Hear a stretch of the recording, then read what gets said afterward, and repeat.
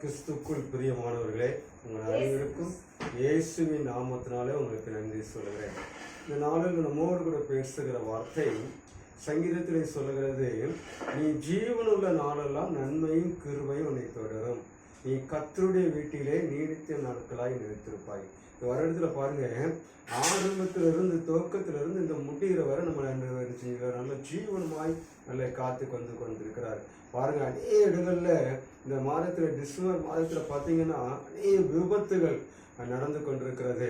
ஆனால் கர்த்தர் நம்மளை ஒவ்வொரு நாளும் நம்முடைய ஜீவனை பாதுகாத்து வருகிறார். அதுதான் சொல்ல, நீ ஜீவனுள்ள நாளெல்லாம் நன்மையும் கிருபையை தொடரும். அப்போ நம்முடைய ஜீவனை பாதுகாக்கிற தேவனுக்கு முன்பாக நம்ம என்ன செய்யணும்னா நல்ல ஜெபிக்கிறவர்களாய் காணப்பட வேண்டும். நல்ல பைபிள் வாசிக்கணும், நல்ல ஜெபிக்கணும், வசனத்தை தியானிக்கணும். பாருங்க, சங்கீதம் 1ஆம் அதிகாரத்தில் சொல்லுகிறது, ஆமென், இரவும் பகலும் வேதத்தில் பிரியமாய் இருக்கிற மனுஷன் பாக்கியவான் என்று சொல்கிறது.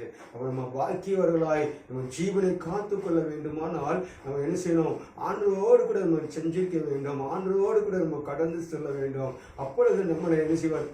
பாதுகாத்து வருவார். உன் பக்கத்தில் 1000 பேரும் உன் வலது புறத்தில் 16,000 பேர் விழுந்தாலும் அது ஒன்று சேதப்படுத்தாதபடி என் நீதின் கரத்தினால் உன்னை தாங்குவேன் என்று சொல்கிறார். அப்ப ஆண்டவர் நீதின் கரத்தினால் நம்ம தாங்கி நம்முடைய ஜீவனை பாதுகாக்க வேண்டுமானால், கர்த்தருடைய பாதுகாப்பு நம்மோடு கூட இருக்க வேண்டுமானால் நல்ல சத்தியத்தை நம்ம அறிய வேண்டும், வேதத்தை வாசிக்கணும், நல்ல ஜெபிக்கணும். ஆண்டவரே, நம்முடைய வேதத்தை வசனங்களை தியானிக்கணும். ஒரு நாளுக்கு எப்படியாவது ஒரு 3 அதிகாரத்தை மனப்பாடமாக நம்முடைய வசனத்தை கற்றுக்கொள்ளும் பொழுது கர்த்தர் நம்முடைய ஜீவனை பாதுகாத்துக் கொள்கிறார். நீ ஜீவனுள்ள நாளெல்லாம் நன்மையும் கிருபையும் தொடரும், கர்த்தருடைய வீட்டிலே நீடித்த நாட்களை நிலைத்திருப்பாய். இந்த வார்த்தையை கர்த்தர் ஆசீர்வதிப்பாராக. ஆமென்.